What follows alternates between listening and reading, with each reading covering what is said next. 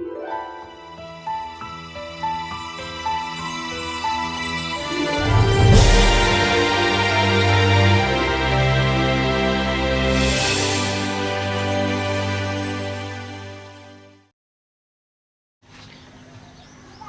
दोस्तों, मैं हूं आपका साथी डॉक्टर मोहन सोलंकी। आप देख रहे हैं मेरा चैनल हेल्थ अपराइजर। एक नए एपिसोड के साथ हाजिर हुआ हूं दोस्तों। आज हम एक बहुत ही विशेष जड़ी बूटी के बारे में जानेंगे और ये जड़ी बूटी दोस्तों चिनोस्पोरा कॉर्डिफोलिया। दोस्तों, अमृता एक ऐसी औषधि है जिसका प्रयोग हम सदियों से करते आ रहे हैं। आज जो महामारी फैली हुई है उसको रोकने और उससे बचाव करने के लिए भी अलग अलग अध्ययन जारी है, जिसमें यह सिद्ध हो रहा है कि गिलोय एक बहुत ही अच्छी औषधि है जो एक रोग पर नहीं अनेक रोगों पर कारगर साबित हुई है। यह एक ऐसी औषध है जो कैंसर जैसी भयंकर बीमारियों से लेकर सर्दी जुकाम और बुखार जैसे सामान्य बीमारियों में भी बहुत अच्छा काम करती है। आयुर्वेद के अनुसार दोस्तों ये त्रिदोष शामक है, इसलिए जो भी बीमारी दोषों के कारण होती है उन सबको ये नष्ट करती है, उन रोगों से हमारी रक्षा करती है। चलिए आज हम पहले जानेंगे इसके परिचय के बारे में। थोड़ा सा परिचय इसका हम लेंगे कि इसका वैज्ञानिक नाम क्या है, अलग अलग भाषाओं में इसे क्या बोला जाता है और इसका वृक्ष या लता कैसी होती है और इसके रासायनिक संगठन, बाह्य स्वरूप, गुणधर्म और अंत में जानेंगे अलग अलग रोगों पर इसका प्रयोग किस तरह किया जाए जो ये हमारे स्वास्थ्य के लिए बहुत ही लाभदायक सिद्ध हो। चलिए वीडियो में बने रहे, अंत तक जरूर देखना, तभी आपको पूरी इन्फॉर्मेशन मिलती रहेगी। अगर आपने हमारा चैनल सब्सक्राइब नहीं किया है तो सब्सक्राइब बटन दबाकर चैनल को सब्सक्राइब कर लें। गिलोय का वैज्ञानिक नाम चिनोस्पोरा कॉर्डिफोलिया है। यह मैनीस्पर्मेसी फैमिली से बिलोंग करती है। अंग्रेजी भाषा में इसे चिनोस्पोरा कहते हैं। जहाँ तक संस्कृत की बात है इसे गुडुचि, अमृतवल्ली, चीना, मधुपर्णी, वत्सादनी और कुंडलिनी भी कहते हैं। हिंदी में इसे गिलोय, गुडुचि या अमृता कहते हैं। गुजराती में इसे गलो नाम से बोला जाता है। मराठी में गुलवेल कहा जाता है। पंजाबी में गलो या गिलो बोलते हैं। तेलुगु में चिप्पाचिगो बोलते हैं और कन्नड़ में अमृतबल्ली इसे कहा जाता है। छोटा सा परिचय दे देता हूँ अमृता का। अमृता अमृतवल्ली अर्थात कभी न सूखने वाली गिलोय बड़ी लता होती है। यह बहुत लंबी फैलती जाती है। जिस वृक्ष के सहारे यह चढ़ती जाती है उसी के गुण अपने में समा लेती है। सामान्य तौर पर यह नीम या आम के पेड़ पर अपना घर बना लेती है। यह समुद्र तल से लगभग 1000 फुट की ऊंचाई तक पूरे भारतवर्ष में पाई जाती है। इसका तना काफी मोटा होता है। देखने में यह रस्सी जैसा लगता है। कोमल तने और शाखाओं से कई वायवीय जड़ें निकलती है, एरियल रूट्स बोलते हैं जिसे। इस पर पीले व हरे रंग के फूल झुंड में लगते हैं। पत्ते इसके कोमल पान के आकार के तथा फल मटर के दाने जैसे होते हैं। यह भारतवर्ष में प्राय कुमाऊं से असम और बर्मा तक और बिहार तथा कोंकण से कर्नाटक और सिलोन तक सब जगह पाई जाती है। नीम के वृक्ष पर चढ़ी हुई गिलोय श्रेष्ठ मानी जाती है, जिसे हम नीम गिलोय के नाम से जानते हैं। चलिए थोड़ा सा बाह्य स्वरूप इसका हम जान लेते हैं। इसका डिटेल परिचय मैंने पिछले वीडियो में दिया था, जिसमें मैंने बताया था कि एक टहनी से किस तरह गिलोय को लगाया जाए और उसकी मोटी मोटी पहचान बताई थी। बाह्य स्वरूप को देखकर आप इसे पहचान सकते हैं। गुडुचि की बेल प्राय जंगल में, खेतों में, चट्टानों आदि स्थानों पर कुंडलाकार चढ़ती हुई मिलती है। यह आम और नीम के वृक्षों पर भी पाई जाती है। इसकी विशिष्ट पहचान यह है कि इसका बाह्य छाल हल्के भूरे रंग का कागज जैसी परतों में होता है। खुरचने पर यह परतों में निकलती है। अंदर से कांड हरा और गूदेदार होता है। इसके तने से जो एरियल रूट्स निकलती है वो हवा में लटकती रहती है और भूमि के अंदर घुसकर नए पौधे को जन्म दे देती है। पत्ते एकांतर पान के आकार के हृदयाकार, जालीदार और स्निग्ध होते हैं। चिकने पत्ते होते हैं इसके। पत्र आवरण बहुत पतला होता है। इसके फूल ग्रीष्म ऋतु में छोटे छोटे पीले रंग के गुच्छों में आते हैं। फल भी गुच्छों में ही लगते हैं तथा पकने पर लाल हो जाते हैं। बीज सफेद, चिकने, कुछ टेढ़े मिर्च के दानों के समान होते हैं। अब बात करते हैं हम इसके रासायनिक संगठन की। गिलोय के कांड में लगभग 1.2% स्टार्च के अतिरिक्त अनेक कड़वे जैव सक्रिय संगठक पाए गए हैं। गिलोय में गिलोइन नामक एक कड़वा ग्लूकोसाइड्स तथा 3 प्रकार के एल्कोलाइड्स होते हैं। इनमें एक प्रमुख बर्बेरिन है। इसके अतिरिक्त तिक्त ग्लूकोसाइड्स गिलोइमिन, कैन्समेथिन, पामारिन, इरिनाट्रेप्टरीन, टिनोस्पोरिक नामक जैव सक्रिय पदार्थ पाए जाते हैं। इसमें एक उड़नशील तेल होता है एवं वसा, अल्कोहल, ग्लिसरॉल एवं एक एसेंशियल ऑयल तथा कई प्रकार के वसा अम्ल इसमें पाए जाते हैं। आयुर्वेद के अनुसार इसके गुणधर्म की बात कर लेते हैं। यह त्रिदोष शामक है। स्निग्ध होने से वात, तिक्त कषाय होने से कफ और पित्त का शमन करता है।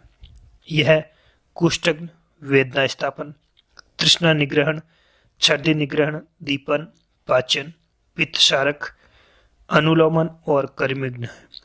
आमाशयगत अम्लता इससे कम होती है। यह हृदय को बल देने वाली, रक्त विकार तथा पांडु रोग में लाभकारी है। काश, दौर्बल्य, प्रमेह, मधुमेह, त्वचा के रोगों में तथा कई प्रकार के ज्वर में उत्तम कार्य करती है। आधुनिक चिकित्सा शास्त्रियों के विचार से गिलोय सूक्ष्मतम विषाणु समूह से लेकर स्थूल कर्मियों तक अपना प्रभाव दर्शाती है। क्षय रोग उत्पन्न करने वाले माइक्रोबैक्टीरियम ट्यूबरकुलोसिस जीवाणु की वृद्धि को यह सफलतापूर्वक रोकती है। शरीर के जिस भाग में भी ये जीवाणु शांत अवस्था में पड़े हो, गिलोय वहीं पर पहुंचकर उनका नाश करती है। ई कोलाई नामक रोगाणुओं को आंत और मूत्रव्य संस्थान के साथ साथ पूरे शरीर को प्रभावित करता है। इसे भी यह जड़ से उखाड़ डालती है। सीधी भाषा में कहा जाए तो यह एंटीबैक्टीरियल, एंटीवायरल और एंटीफंगल गुणों से भरपूर है। एंटी डायबिटीज के रूप में भी कार्य करती है। यह शरीर में इंसुलिन की उत्पत्ति व रक्त में उसकी घुलनशीलता को बढ़ाती है। इससे रक्त शर्करा घटती है। अब हम जानेंगे इसके अलग अलग रोगों पर किस प्रकार हम प्रयोग करें जिससे हमें अधिकतम इसका लाभ मिल सके। Amrita anti inflammatory, anti diabetic, anti arthritic, antioxidant और बहुत ही अच्छी इम्यूनोमोडुलेटर है। यह रिसर्च हो चुकी है। इन सब के बारे में हम अगले वीडियो में इसका जो मॉडर्न व्यू है वो देखेंगे। इस वीडियो में हम आयुर्वेद की दृष्टि से बात कर रहे हैं। चलिए आगे जानते हैं प्रमेह में किस तरह गिलोय फायदेमंद है।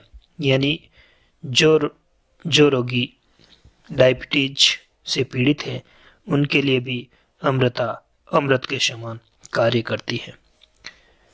गिलोय, खस, पठानी लौद्र, अंजन, लाल चंदन, नागरमोथा, आंवला, हरड़, परवल की पत्ती, नीम की छाल, पद्म काष्ठ, इन सभी द्रव्यों को समभाग लेकर कूट पीस कर छान कर रख लें।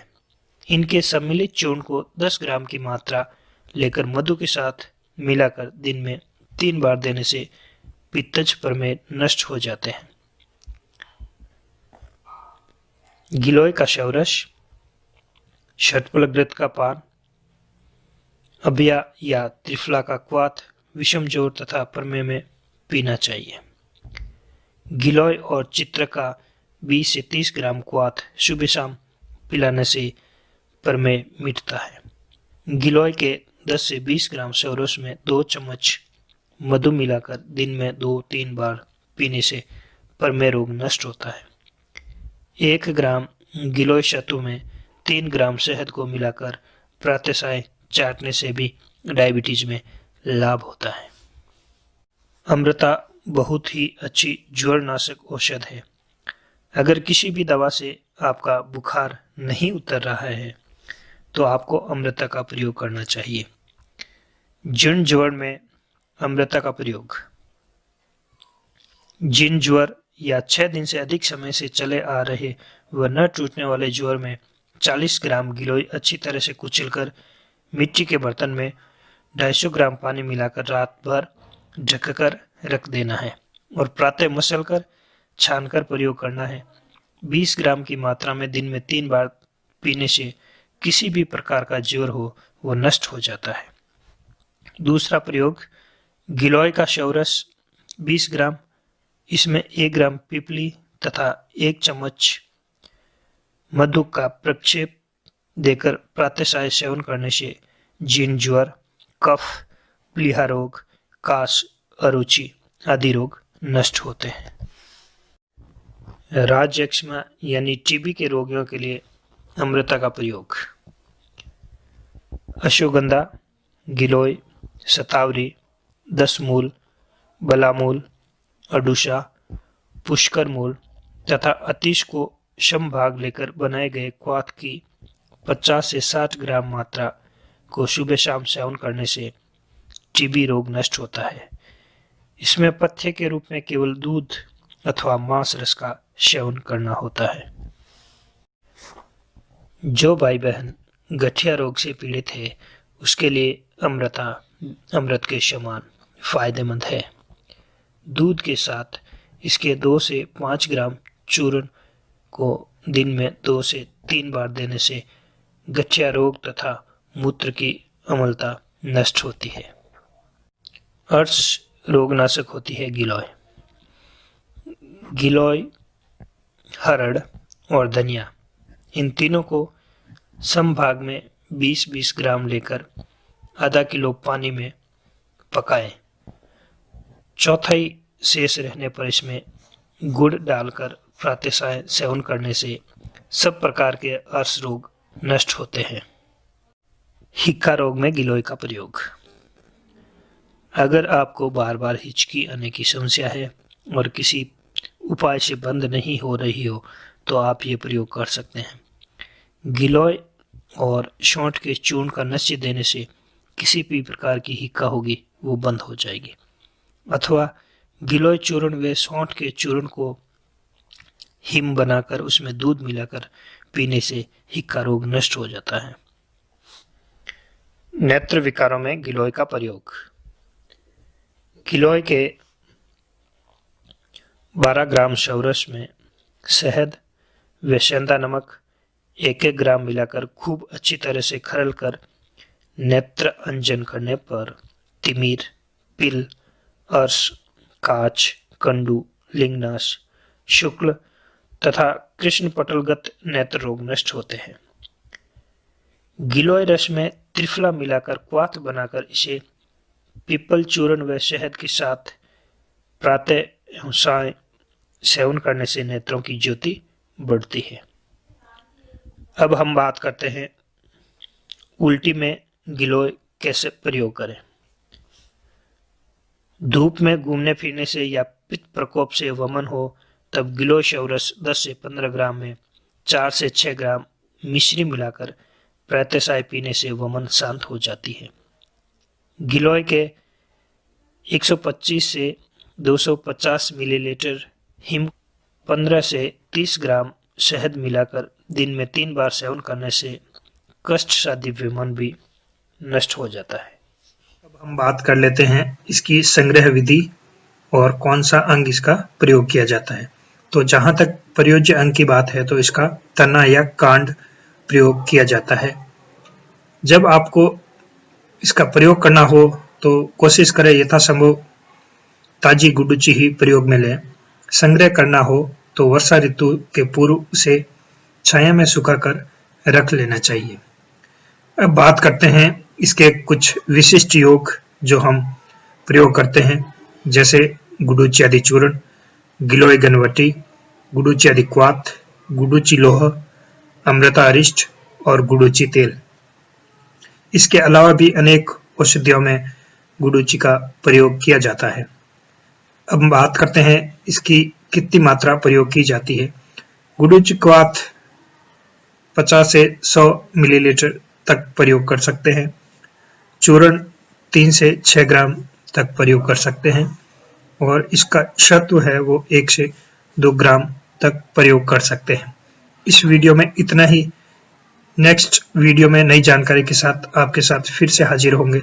तब तक के लिए जय हिंद, जय आयुर्वेद।